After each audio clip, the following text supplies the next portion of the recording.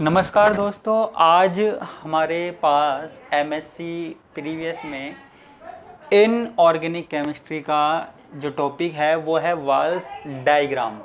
हमारे पास यूनिट का नाम था स्टीरियोकेमिस्ट्री एंड बॉन्डिंग, तो उसके अंदर वाल्स डायग्राम है। तो मोस्ट इम्पोर्टेंट टॉपिक है, ध्यान से समझना। अब वाल्स डायग्राम क्या है, देखिए सीधी सी बात है, वाल्स एक साइंटिस्ट का नाम है, वैज्ञानिक का नाम है, जिसने कोई ग्राफ जैसी कुछ चीज़ दी, डायग्राम बनाया, तो उसको वाल्स डायग्राम कहते हैं।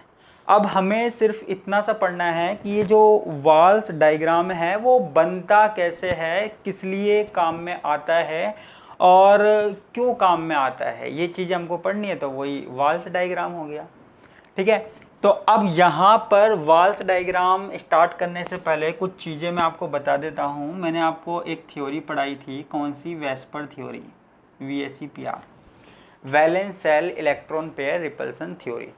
अब वहाँ पर उस थ्योरी में मैंने आपको ये बताया था कि जो इलेक्ट्रॉन होते हैं, इलेक्ट्रॉनों के जो पेयर होते हैं, उनके कारण जो मॉलिक्यूल्स हैं उनकी शेप में चेंज आ जाता है, उनकी शेप में चेंज आ जाता है, कुछ मतलब उनकी शेप में डिस्टोर्शन आ जाता है, विकृति आ जाती है, ऐसा मैंने बताया था वेस्पर थ्योरी में, जिसके कारण हमारे पास जो ज्यामिति है वो बिगड़ जाती है, विकृति आ जाती है उसमें, ये मैंने बताया था।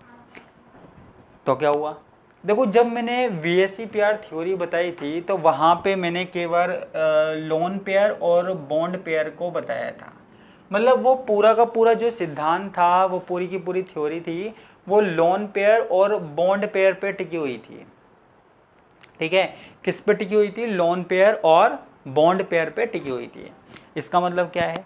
इसका मतलब यह है बाकी की चीज़ों को तो इग्नोर कर दिया गया था, मतलब मॉलिक्यूल्स की स्ट्रक्चर कैसी होती है और बाकी चीज़ें, बाकी की जो फैक्टर्स थे उन सबों को क्या है, इग्नोर मार दिया। अब यार एक चीज़ को कंसिडर करके आप किसी पूरी थ्योरी को दे रहे हो तो उसमें कोई ना कोई गड़बड़ तो हो सकती है, और वेस्पर थ्योरी में भी कई प्रॉब्लम थी, कई कमियां थी, मैंने आपको बताई थी, तो वो बिल्कुल सही नहीं थी। तो उसके बाद क्या हुआ, वेस्पर थ्योरी से आगे BSc में हमने नहीं पढ़ा है, MSc में हम पढ़ रहे हैं। वाल्स नाम के साइंटिस्ट हुए, वाल्स नाम के साइंटिस्ट ने कहा कि ये लोन पेयर बॉन्ड पेयर को छोड़ो, इनको हम नहीं मान रहे, मतलब मानते तो हैं लेकिन मतलब एक नई थ्योरी देते हैं, एक कुछ डायग्राम जैसा देते हैं जिसमें हम लोन पेयर और बॉन्ड पेयर को नहीं मानते हैं, कुछ और चीज़ को मानेंगे। तो उन्होंने क्या किया, वाल्स ने, सबसे पहले वाल्स ने क्या किया, ये कहा कि हम क्या करते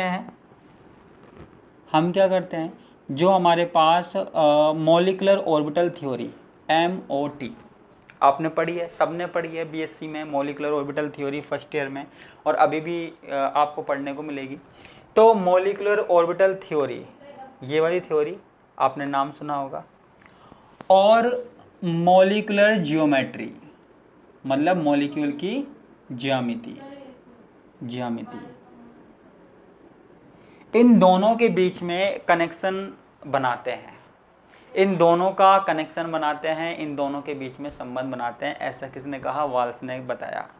तो वाल्स ने क्या किया कि सबसे पहले जो मॉलिक्यूलर ऑर्बिटल थ्योरी थी, याद करो मॉलिक्यूलर ऑर्बिटल थ्योरी क्या थी, और जो मॉलिक्यूल की ज्यामिति होती है उन दोनों के बीच में कनेक्शन बनाया। तो पहली बात क्या होगी, molecular orbital theory and molecular geometry के बीच में क्या किया, एक कनेक्शन, कोरिलेशन बैठाया, ठीक है। मतलब वाल्स डायग्राम क्या दिखाता है, Walsh diagram molecular orbital theory और मॉलिक्यूलर ज्योमेट्री के बीच में कनेक्शन दिखाता है। अब वाल्स के हिसाब से ये जो डायग्राम दिया गया था, सबसे सिंपल तरीका है कई मॉलिक्यूल्स की ज्योमेट्री को बताने के लिए, लेकिन कईयों को ये टॉपिक कठिन लगता है। बिल्कुल सिंपल है, ज़्यादा कुछ प्रॉब्लम वाली बात नहीं है। तो ये इन दोनों के बीच में क्या बैठाया, कनेक्शन बैठाया, क्लियर है। अब हम बात करते हैं आगे की, बात करते हैं आगे क्या हुआ, आगे देखिए, ठीक है। अब वाल्स ने क्या बताया कि इनका ये जो डायग्राम है ना, ठीक है, वाल्स ने ये बताया कि इनका जो डायग्राम है वो किसको बताता है, मॉलिक्यूल्स की शेप को बताता है, मॉलिक्यूलर शेप को बताता है। ठीक है, लेकिन ये मॉलिक्यूलर शेप किस पे डिपेंड कर रही है? मॉलिक्यूलर ऑर्बिटल्स के ऊपर। मॉलिक्यूलर ऑर्बिटल्स के ऊपर डिपेंड कर रही है। वेस्पर थ्योरी ने क्या बताया था कि इलेक्ट्रॉनों के जो पेयर होते हैं उनके बीच में जो रिपल्सन होता है उनके ऊपर डिपेंड करती है। लेकिन वाल्स ने क्या बताया कि जो मॉलिक्यूलर की शेप है वो मॉलिक्यूलर ऑर्बिटल्स के ऊपर भी डिपेंड करती है। मॉलिक्यूलर ऑर्बिटल्स आपको पता है ना, मॉलिक्यूलर ऑर्बिटल्स क्या होते हैं? जैसे मान लीजिए दो एटम है, ये इसका कोई ऑर्बिटल है, इसका कोई ऑर्बिटल है, आपस में ये दोनों मिक्स हो गए, तो मिक्स होकर इन्होंने क्या है, दो ऑर्बिटल बना लिए, तो इसको हम बोलते हैं मॉलिक्यूलर ऑर्बिटल। जब ऑर्बिटल किसी एटम के होते हैं तो उसको हम बोलते हैं एटॉमिक ऑर्बिटल। ठीक है, और जब ऑर्बिटल कक्षक किसी मॉलिक्यूल के होते हैं, अणु के होते हैं, तो उसको हम बोलते हैं मॉलिक्यूलर ऑर्बिटल। क्लियर है? तो यहाँ पर वॉल्स ने क्या बताया था कि मॉलिक्यूलर की जो शेप है वो मॉलिक्यूलर ऑर्बिटल्स के ऊपर डिपेंड करती है, और उन्होंने उसको नहीं माना। किसको? इलेक्ट्रॉन पेयर रिपल्सन्स को। ठीक है, वैसे रियल में देखा जाए तो वाल्स ने किया क्या था, एक बार फिर से बता देता हूँ। वाल्स ने किया क्या था? वाल्स ने जो एनर्जी है किसकी? मॉलिक्यूलर ऑर्बिटल,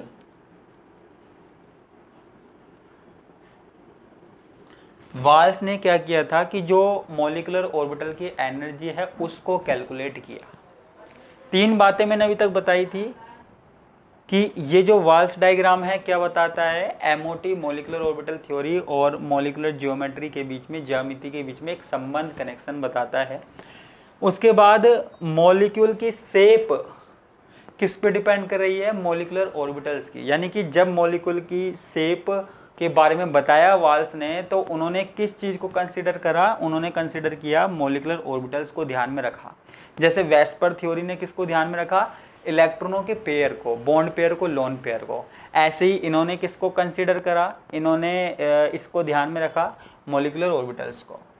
और वाल्स ने क्या किया कि जो मॉलिक्यूलर ऑर्बिटल है उनकी एनर्जी को देखा। ठीक है, मॉलिक्यूलर एनर्जी को देखा किसके रेफरेंस में?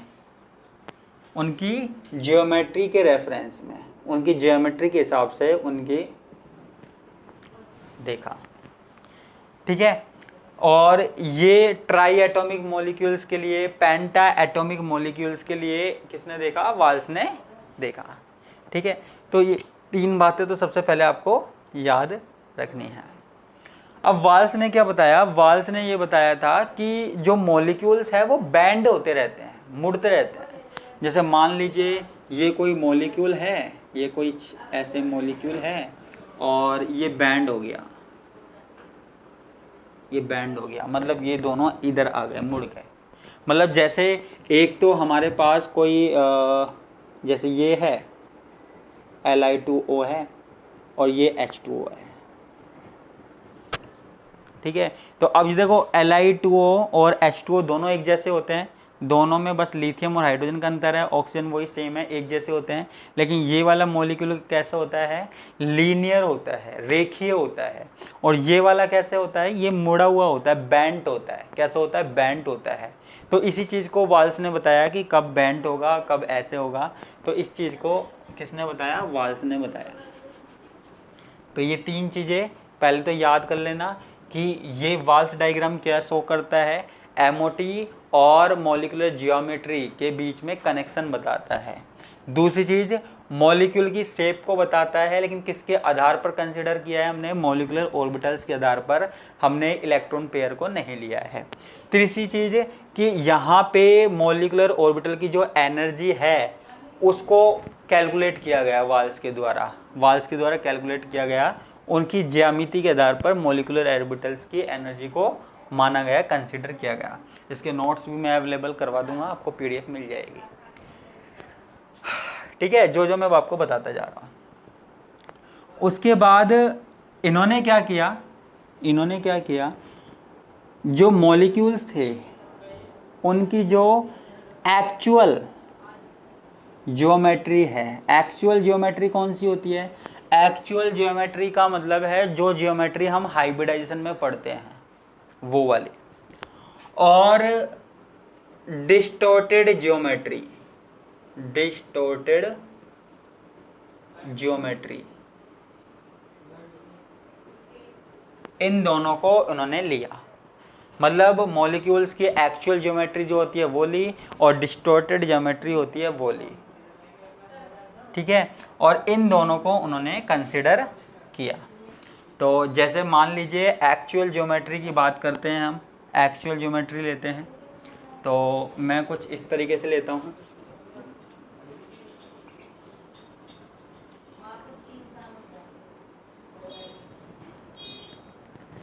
यहाँ पे उन्होंने मान लीजिए ले ली एक्चुअल ज्योमेट्री ले ली।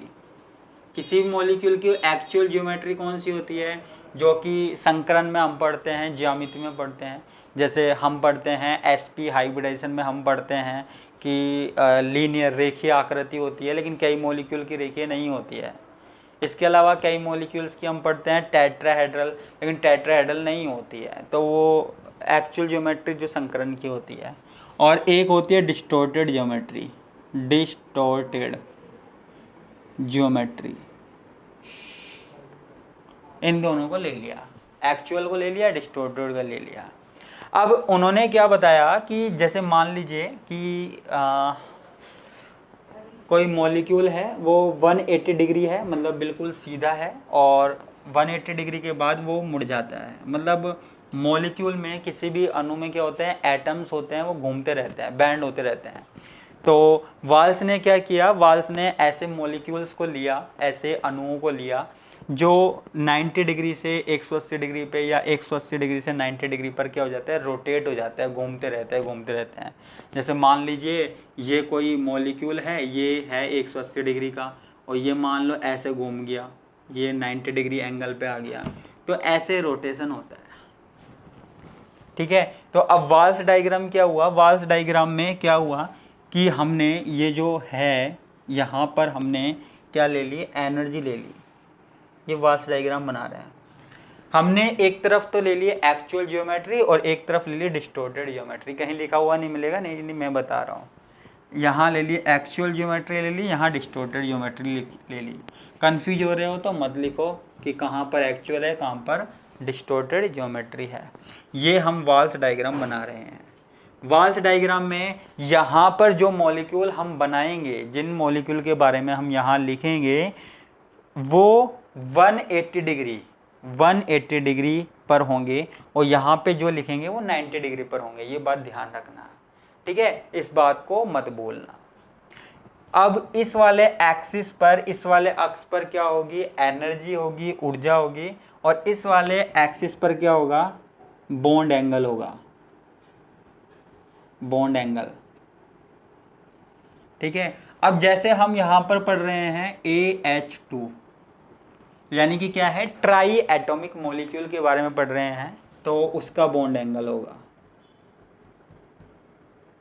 AH2 का मतलब समझ रहे हो ना, A का मतलब है कोई भी एटम है, कोई भी P ब्लॉक का, ज़्यादातर P ब्लॉक के होते हैं, D ब्लॉक के होते हैं, तो वो कोई भी एटम है, परमाणु है। और H का मतलब तो आपको पता ही है, हाइड्रोजन है। तो A से जुड़े हुए हैं 2 हाइड्रोजन जुड़े हुए हैं, तो इनमें कितना बॉन्ड एंगल होता है, 180 डिग्री होता है, या फिर कितना होता है। यहाँ पे H2O का एग्जाम्पल भी आ सकता था, ठीक है। तो यहाँ पर वाल्स ने क्या किया कि जो एक्चुअल ज्योमेट्री है और जो डिस्टॉर्टेड ज्योमेट्री है, उनके लिए एनर्जी और बॉन्ड एंगल के बीच में एक डायग्राम खींचा, जो अभी हम बनाने वाले हैं। एक डायग्राम बनाया, एक डायग्राम खींचा, ठीक है। उनकी एनर्जी के बारे में बताया, उनकी ज्योमेट्री के आधार पर। तो ये जो ग्राफ बनकर आया, ये जो डायग्राम बनकर आया, इस डायग्राम को हमने क्या बोला, वाल्स डायग्राम। वाल्स क्योंकि वैज्ञानिक का नाम था, तो वाल्स डायग्राम। तो 3-4 बातें अभी तक मैंने आपको बताई, दोबारा से एक बार रिपीट करते हैं जिससे और समझ में आए कि वाल्स डायग्राम क्या है। वाल्स ने दिया, ठीक है, किस चीज़ के बीच में कनेक्शन दिखाता है? मॉलिक्यूलर ऑर्बिटल थ्योरी और मॉलिक्यूल की जो जियोमेट्री है उसके बीच में कनेक्शन दिखाता है। उसके बाद और क्या बताता है? जो मॉलिक्यूल की शेप है, मॉलिक्यूल की जो शेप है वो बताता है किसके आधार पर? मॉलिक्यूलर ऑर्बिटल्स के आधार पर। मॉलिक्यूलर ऑर्बिटल्स आपने पढ़े ही होंगे, ऑर्बिटल यानी कि कक्षक, उनके आधार पर मॉलिक्यूल की शेप बताता है। ठीक है। इसके अलावा दरअसल वाल्स ने किया क्या था कि जो ऑर्बिटल्स थे, मॉलिक्यूलर ऑर्बिटल्स थी, उनकी एनर्जी कैलकुलेट करी, उनकी जियोमेट्री के आधार पर, उनकी जो जियोमेट्री थी उसके आधार पर एनर्जी कैलकुलेट की। किसने की? वाल्स नाम के वैज्ञानिक ने कैलकुलेट की। सिंपल है। ठीक है। अब यहां पर डायग्राम की बात आती है, डायग्राम बनाते हैं हम, डायग्राम खींचते हैं। तो जैसे मान लीजिए क्या हुआ, मान लीजिए हमारे पास ये ए है, ये ए है, ए का मतलब एस ऑर्बिटल है ए का। और हाइड्रोजन के ऑर्बिटल कौन से हैं? क्योंकि हाइड्रोजन में केवल 1s1 होता है, तो हाइड्रोजन के एस ऑर्बिटल है, तो हाइड्रोजन के भी एस ऑर्बिटल है। ठीक है। तो मतलब ए कोई भी एटम है उसका एस ऑर्बिटल है, हाइड्रोजन के ऑर्बिटल हैं ये। इस तरीके से हमारे पास क्या बना लिया? ओवरलैपिंग कर ली, अतिव्यापन कर लिया। ये कितने पर है? 180 डिग्री पर है। कितने पर है? 180 डिग्री पर। थोड़ा ऊपर बना देता हूँ, 180 डिग्री पर। ठीक है। क्योंकि यहाँ पर सिग्मा की बात हो रही है, तो यहाँ पे इसको हम क्या बोल सकते हैं? सिग्मा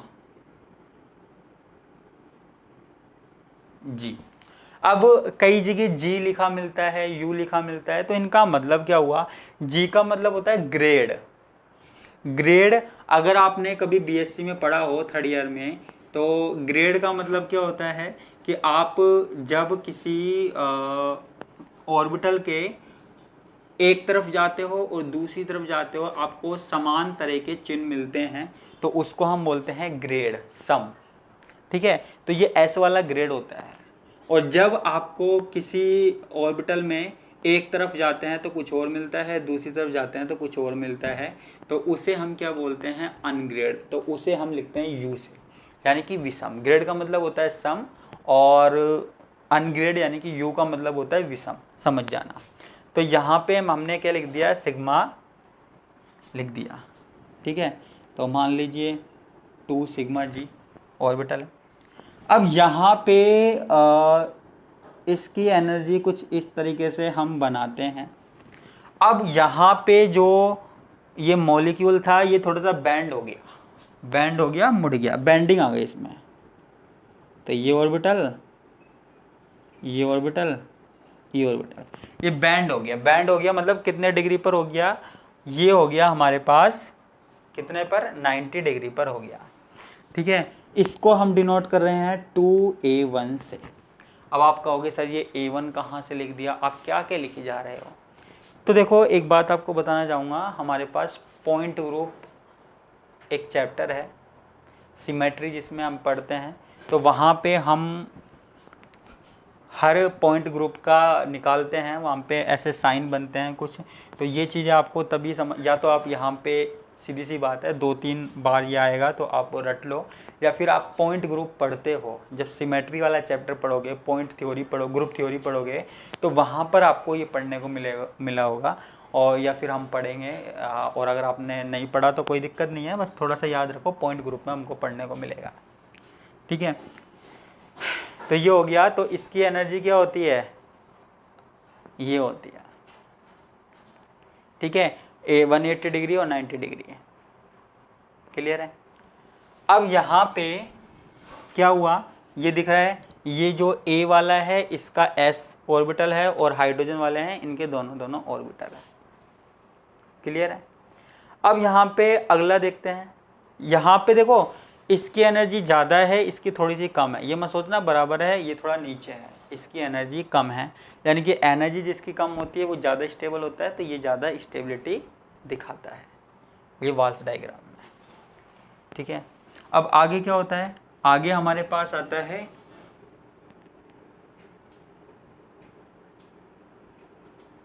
ये। आगे हमारे पास जो भी ये हमारे पास AH2 है, इस A का हमने कौन सा ले लिया, इस A का हमने कौन सा ले लिया ऑर्बिटल, P वाला ऑर्बिटल ले लिया। और हाइड्रोजन में तो आपको पता ही है दोनों के दोनों कौन से ऑर्बिटल होंगे, SS। तो ये इसके साथ इस तरीके से एक S और इस तरीके से दूसरा S ऑर्बिटल ये बॉन्डिंग बना रहा है। ठीक है, इसको हम क्या लिख रहे हैं, सिग्मा U। U मतलब अनग्रेड। सिग्मा का मतलब आप समझ रहे हो ना, क्योंकि यहाँ पे सिग्मा बॉन्ड बन रहा है, सिग्मा ऑर्बिटल है, सिग्मा बॉन्ड बन रहा है, इसलिए हम सिग्मा लिख रहे हैं। सिग्मा का मतलब तो सबको पता ही होगा मेरे ख्याल से। और यहाँ पे क्या होता है, जब ये बैंड हो जाता है, क्या हो जाता है, ये बैंड हो जाता है थोड़ा सा,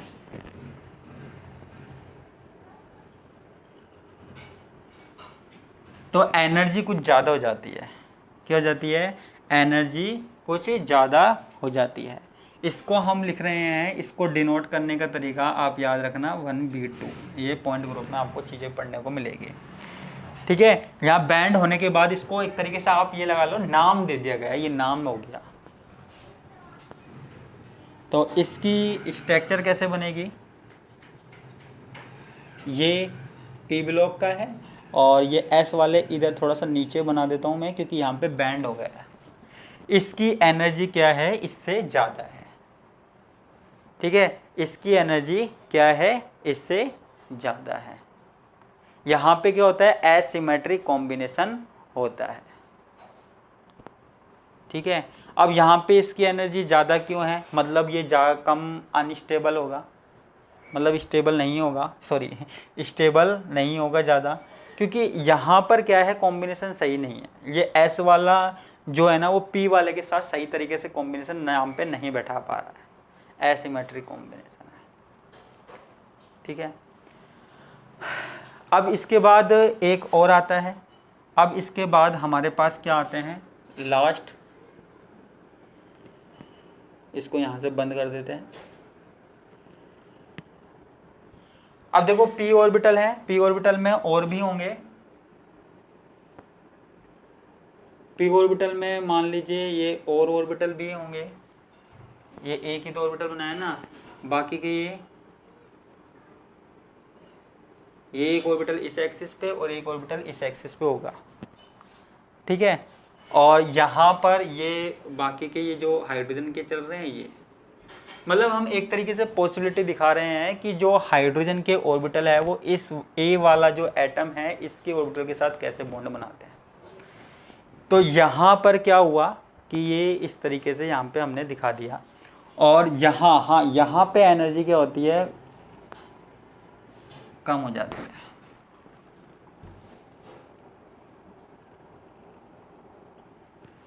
ठीक है, यहाँ पे हो जाती है एनर्जी कम। तो यहाँ पे कुछ इस तरीके से होता है, ये P वाला और ये ऐसे, ये ऐसे होता है। ठीक है, ये हो गया 3A1, क्लियर है। और यहाँ पे ये वाले ऑर्बिटल हैं। अब क्योंकि देखो घूमे हैं तो हमको घुमाना पड़ेगा, और घुमाने के बाद ये कुछ इस तरीके से ये आ गया, और ये इस वाले ऑर्बिटल है। मतलब आप ये मत सोचिए ये कैसे बना दिए, ये घुमाने के बाद है, ये घुमाने के बाद है। तो ये हमारे पास क्या हो गया, ये हमारे पास हो गया वाल्स डायग्राम हो गया। ये किसके लिए हो गया, ट्राई एटॉमिक मॉलिक्यूल के लिए, जिसमें 3 एटम होते हैं। क्या होते हैं, 3 एटम होते हैं। ठीक है, सबसे ज़्यादा एनर्जी किसकी है, इसकी है, इसकी है। सबसे ज़्यादा एनर्जी किसकी है, इसकी है। ठीक है, 1 पाई U। इसको भी अनग्रेड लिखेंगे, विषम लिखेंगे, क्योंकि विषम में क्या होता है, क्या होता है विषम में कि अनग्रेड का मतलब क्या होता है कि जब किसी बिंदु से लेफ्ट में जाते हैं और राइट में जाते हैं तो सेम तरह के चिन्ह नहीं मिलते हैं, सेम तरह के साइन नहीं मिलते हैं। इधर कुछ और मिलता है, इधर कुछ और मिलता है, तो अनग्रेड। और सेम मिलता है तो उसको हम बोलते हैं ग्रेड। ठीक है, अब यहाँ पे सबसे ज़्यादा एनर्जी किसकी हो गई, इसकी हो गई। 3A1 की क्या हो गई, कम हो गई। फिर ये A1 की क्या हो गई, कम हो गई। ठीक है, इस वाले में। तो ये हमारे पास क्या हुआ, वाल्स डायग्राम हुआ। वाल्स डायग्राम में आपको सिर्फ इतनी सी ही बात करनी है और ज़्यादा कुछ बात नहीं करनी है। तो ये हो गया वाल्स डायग्राम। आपको केवल ये डायग्राम बनाना है और 3-4 बातें लिखनी है इसके बारे में कि ये वाला ऑर्बिटल है, यहाँ पे एनर्जी कम हो गई, रीजन क्या है। इसके अलावा ये वाला ऑर्बिटल है, यहाँ 180 डिग्री पर है, ये 90 डिग्री पर हो गया, ये वाला है, फिर ये यहाँ हो गया। तो आपको केवल क्या लिखना है, रीजन लिखना है और ये वाल्स डायग्राम बनाना है। सिंपल सा है ये, किसके लिए, ट्राई एटॉमिक मॉलिक्यूल्स के लिए है। बिल्कुल सिंपल सा डायग्राम मैंने बनाया है।